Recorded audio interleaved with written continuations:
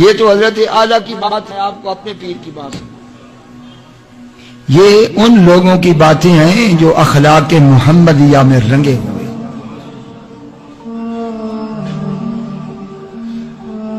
آپ کے آستان پر ایک نابینا آیا جو توسے شریف کی گلیوں میں جھاڑو دیتا تھا۔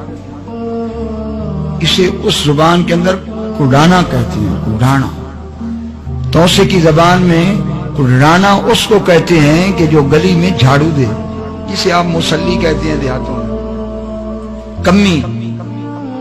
وہ تھا نابینا، کسی کام کے لیے۔ اب رات ہو گئی، آستان شریف کے ساتھ ایک درخت کے نیچے وہ بیٹھا ہے نابینا، اور اس کو نیند نہیں آ رہی۔ میرے حضرت نکلے رات 12 بجے قریب، آپ اٹھتے تھے، تہجد پڑھتے تھے۔ آپ نے دیکھا کہ ایک نابینا بیٹھا ہے، تو قریب گئے تو فرمانے لگے کہ لنگر تجھے نہیں ملا یا بستر نہیں ملا؟ اس اپنی پنجابی زبان ہے جا کے وہ یار اتنے تو شریعت دا بڑا زور ہے، میں حکا پیندا اتنے لگتی سگریٹ ہی نہیں ہو سکیا ہوں حکا صبح دا میں آیا بیٹھا، نہ حکا ہے نہ سگریٹ ہے، میں نیندر کی میں۔ آپ فرمایا اچھا ٹھیک ہے۔ آپ لوٹا رکھ دیتا اور کو 2 فرلانگ پہ گئے، ایک ڈیرا تھا، ڈیرے والے کا نام محمد تھا، وہ سیال خاندان آپ کے خاندان سے تھا۔ اسے آواز دی کہ جاگ رہا ہے؟ اس نے کہا کون ہے؟ آپ فرمایا میں قمردین ہوں۔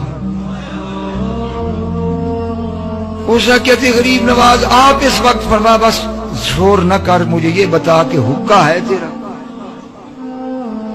اس نے کہا حکا تو ہے، لیکن حکا آپ توڑنے آئے یا کیا کرنے آئے؟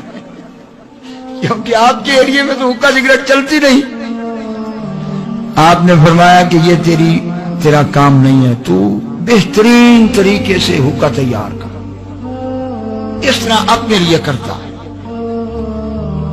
اس نے اچھے طریقے سے حکا تیار کیا، تو آپ نے کہا اب یہ مجھے پکڑا۔ اس نے کہا نہیں نہیں، حکا آپ کو میں دوں۔ آپ نے فرمایا بس تیرا یہ کام نہیں ہے، یہ میرا کام ہے، حکا مجھے دے۔ آپ نے حکا لے لیا، اپنے ہاتھ میں پکڑا، اور نیچے سے پکڑ کر اس نابینے کے سامنے حکا کر کے اس کا ہاتھ اس حکے کی نالی پر رکھا اور فرمایا کہ پی حکا۔ اس نے جب 2-3 سوٹ لگائے اسے ہوش آ گیا، کہنے لگا یار تو تب بڑا ہی چنگا بندہ ہے،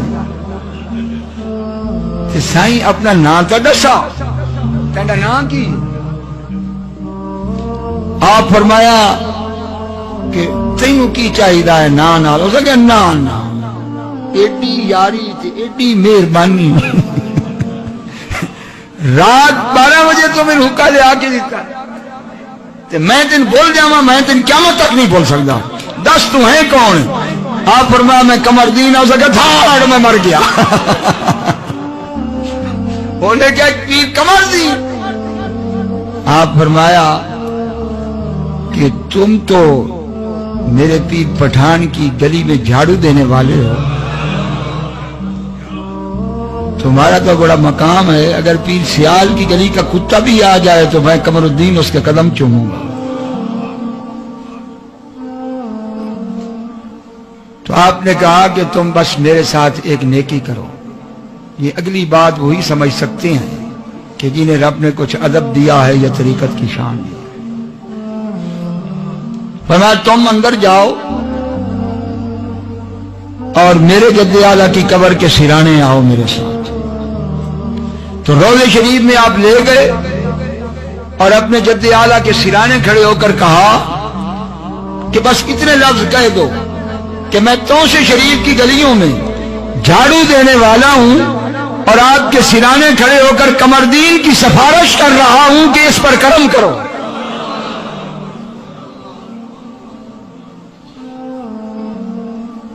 تو وہ بندہ جب واپس پلٹ کر گیا توسے شریف میں، تو اس نے آپ کے پیر کو کہا کہ جی میں نے ایک بات بتانی ہے۔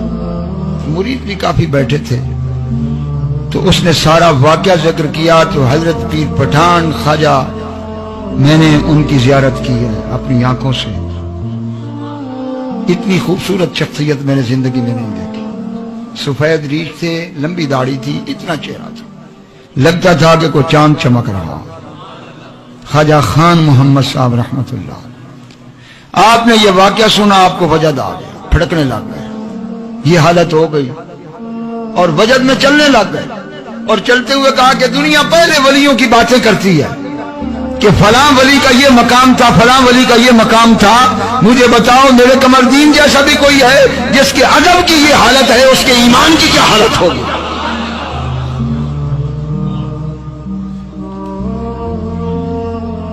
اب تو جدت آ گئی, گلا تو گھونٹ دیا اہل مدرسہ نے تیرا. کہاں سے آئے صدا لا الہ الا اللہ. یہ ماحول کہاں گئے؟ یہاں تو اکڑ سکھائی جا رہی ہے, شیطانیت سکھائی جا رہی ہے کہ پیر کی آنکھ میں آنکھ کر کے بات کرو, مولوی کی آنکھ میں آنکھ ڈال کر بات کرو. تو نہ انہیں باپ کا ادب ہے, نہ استاد کا ادب ہے. کسی بزرگ کا کیا ادب ہوگا, کسی ولی کا کیا ادب ہوگا؟ پھر یہ ادب ہٹتے ہٹتے آخر میں پکے شیطان بن جائیں گے کہ پھر صحابی کا ادب بھی نکلے گا, پھر نبی کا ادب بھی نکلے گا. اور یہ وہ لوگ ہیں, وہ ہستیاں ہیں کہ جو اخلاق محمدیہ میں رنگی ہو.